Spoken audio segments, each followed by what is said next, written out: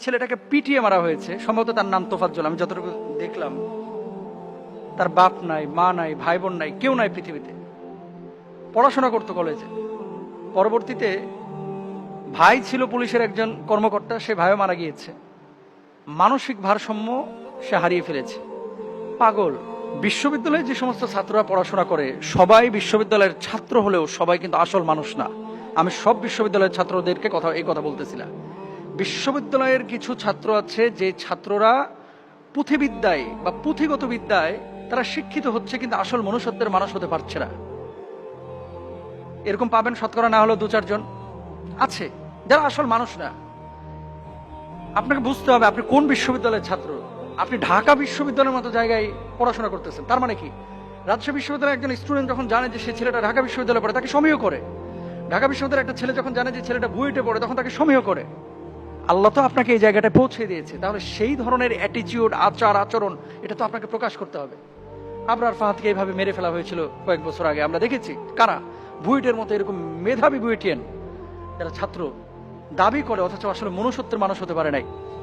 দেখেন, মনুষ্যত্বের মানুষ হওয়ার জন্য, এই জন্য রাসূল সাল্লাল্লাহু আলাইহি ওয়াসাল্লামের সুন্নাহ এবং কোরআনের শিক্ষাটা এটা আমাদের দরকার।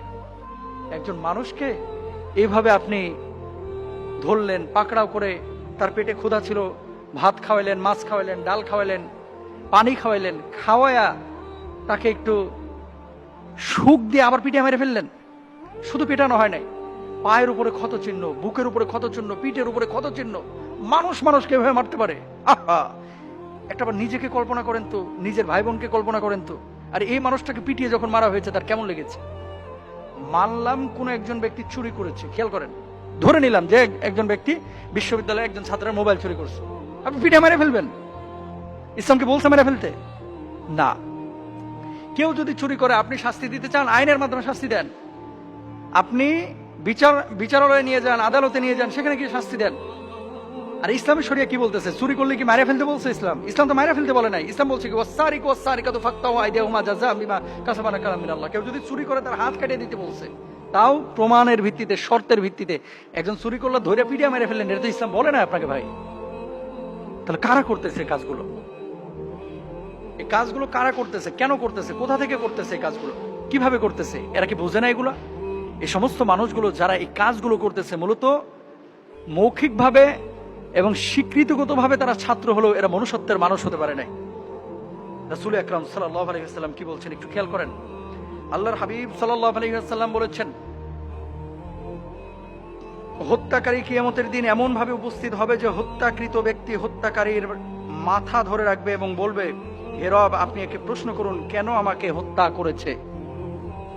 আল্লাহ রাসূল সাল্লাল্লাহু আলাইহি ওয়াসাল্লামকে আল্লাহ সুবহানাহু ওয়া তাআলা কুরআনুল কারীমে জানিয়েছেন,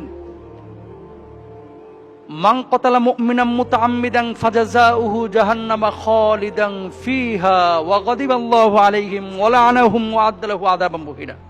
দেখেন, আযাবান আযীমা।